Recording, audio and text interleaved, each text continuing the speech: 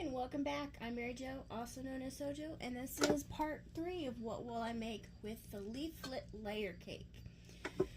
So, I cut my pinwheels apart into 9 equal parts and reassembled them in this way here. So basically got 3 rows going together, which kind of forms like a 9 patch if you put it like that. So now I just need to sew all these together, and I'm going to sew these down in like a chain sewing or web piecing. So I'm just going to sew this first one all the way down for all of my blocks, and then after I sew that down, I'll do here, and I'm just going to have one continuous big long web of all these blocks sewn together.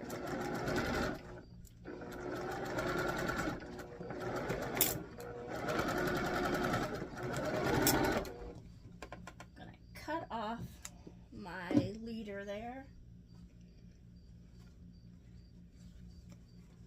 So that's the first row of my first block.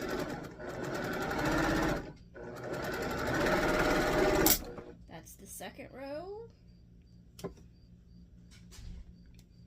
Here's the third row.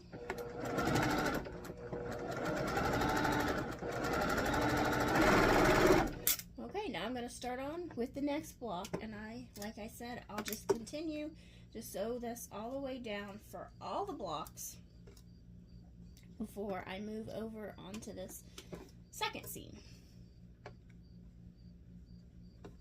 That way it just keeps everything all together.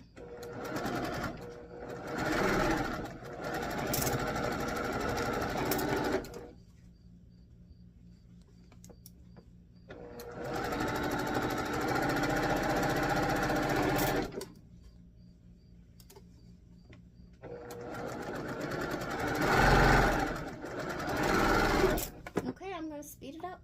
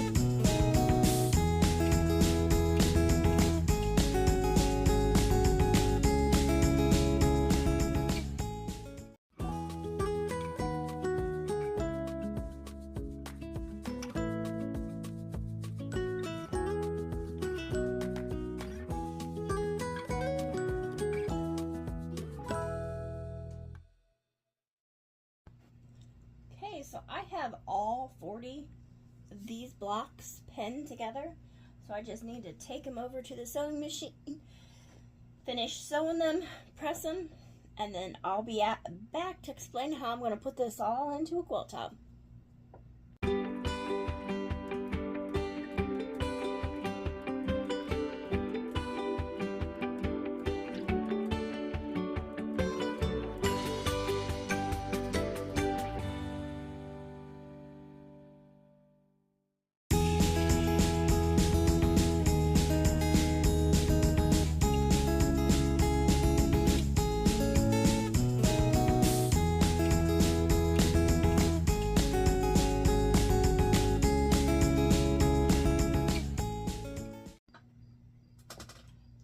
So I have all of my bra blocks sewn and pressed, ready to go. So the center of this quilt kind of goes around like this. And if you had a design wall, this would be a good way to do it, because you could interchange your blocks to get which fabric you wanted where. I don't have a design wall, so I'm not going to do that. But we're going to take this and this. So here's kind of what the center looks like. And then these other blocks kind of explode out around them. There, and then this one would go up here. So it would form something like that around. Now, but like I said, I don't have a design wall. I don't use a design wall. And this isn't really how my brain works, so I'm going to go row by row by just looking at the tutorial, the pattern, and form these.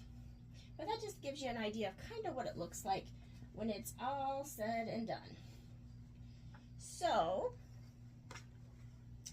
what I'm going to do to make my rows is I'm actually going to take and mix up these blocks so I can just have them all mixed up in order and I can just pull from them one after another to make my rows. So let me do that real quick.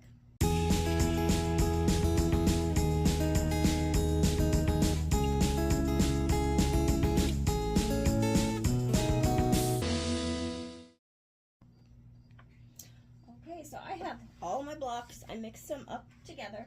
So I'm just going to follow the layout of the pattern. And these are 6 rows, 6 across, 6 down. So one goes there, there. That would be 3, 4, and then 5, and 6. So that would be my first row.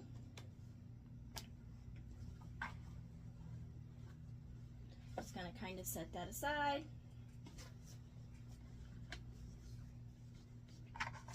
And I'm going to stick one pin right there because I know that's my first row.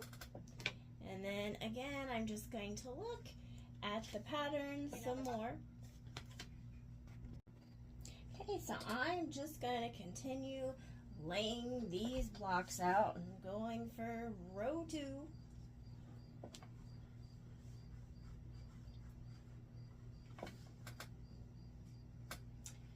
This will come this way, and this will come this way, this will come that way, and then this will go here. So I'm just going to continue to make my rows and kind of stack them up in the rows. There we go. So that's row 2. So I'm going to put 2 pins right here in the middle so I know that's for my row 2. Okay, going to keep going.